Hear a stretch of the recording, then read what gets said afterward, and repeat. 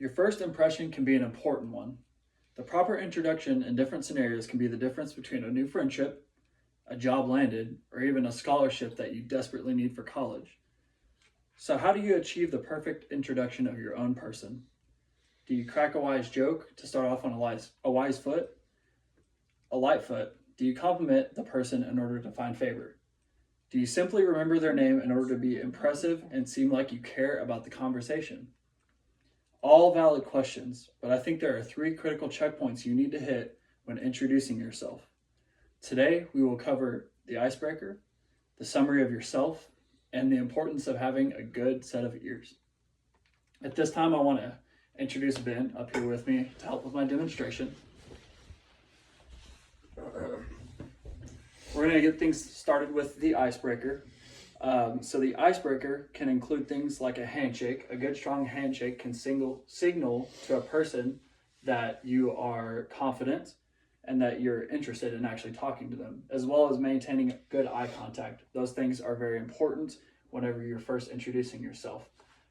So you have a good firm handshake, shake once or twice, good eye contact.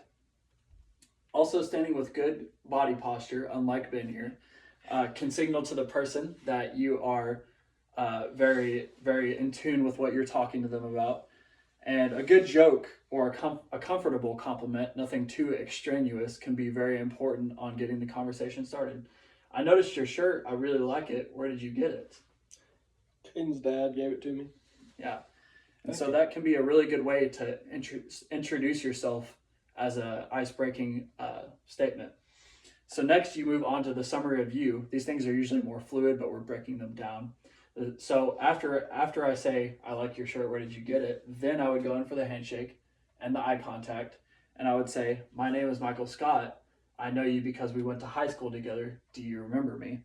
And that would be a good connection that I would use in order to start the conversation off.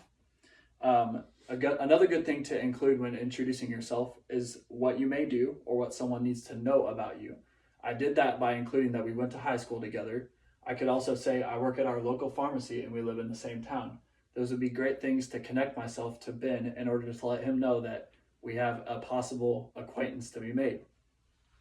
And the last and final thing that is really important when starting a conversation is after you introduce you want to have a good set of ears to let the person know that you're not set out on accomplishing your own agenda, but you're really just genuinely trying to make an acquaintance.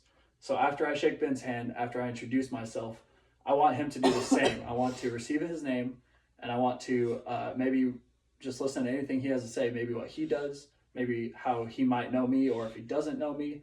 That way I know how to not control the conversation, but be able to lead the conversation into a positive direction. So he would say his name is? My name is Ben.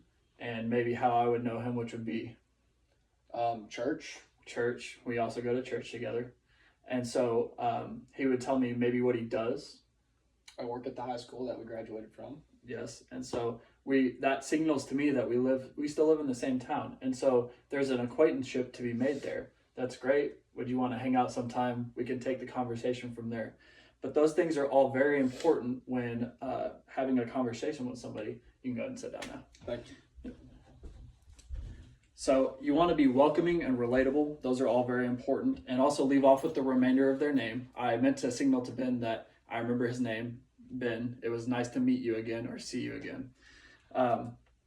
So if you follow this recipe, I believe you'll gain much more opportunity in not just what you want to achieve, but personability. These things become very important in our lives as we try to grow ourselves in the community or try to just accomplish the goals that we set out for ourselves. Breaking the ice will allow you to get your foot in the door. Getting the basics of you out of the way will introduce familiarity and warmness, and listening well will set in stone the valuation of your new acquaintances. Suddenly, before you know it, you'll be a people's person, and it'll become more natural to you with every practice, and you'll soar to new heights. That is the first step. That is, if you take it.